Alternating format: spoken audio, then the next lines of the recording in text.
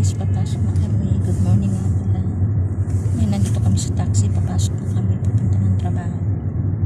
So ngayon lang ako naka-video again. So, nandito kami sa taxi. Kung makikita nyo yung mga place dito,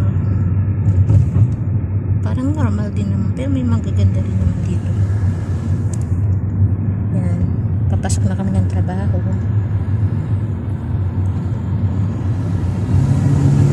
Marami rin mga Pilipino sa Jordan. Ang lamig-lamig dito, grabe, sobra. Look at that. Winter time na kasi dito. So, sobrang hirap pumagon sa umaga. Maligo, pumasok, ang kakapal ng mga damit namin. Yan, nandito kami sa kalsada ngayon. Sa taxi kami. Papasok ng trabaho. Yan. Malapit na kami sa trabaho. Yan ang Jordan.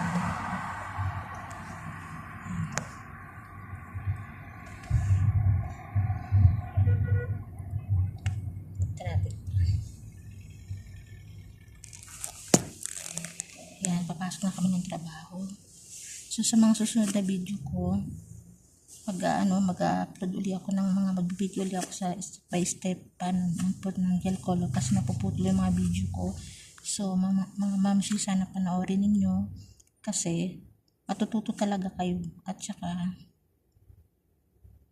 matututo kayo kung paano mag-put ng color jelly, extension jelly. So bibideo ko yan sa susunod na mga video ko. Manood na kayo, sana mag-subscribe kayo sa akin. At sana po sa mga interesado dyan, magagamit nyo po ito sa kahit nasa bahay lang kayo, kung malalaman marunong kayo mag-extension, mag-color jelly, manicure, pedicure. So lahat yan ibibidyo ko mga mamsi. So nandito na kami.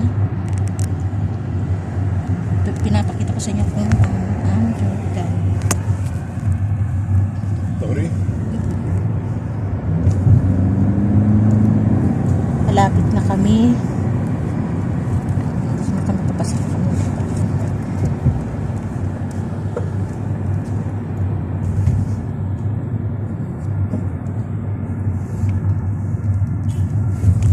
Dito na kami.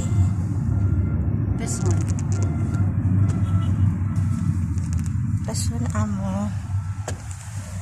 So, andito na kami.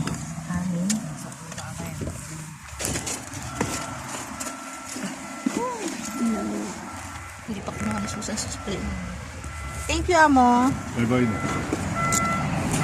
So, nandito na kami. Mga mamsi, ang hirap kumilos ng ang kapal-kapal ng damit. Sobra kasi winter time dito. So,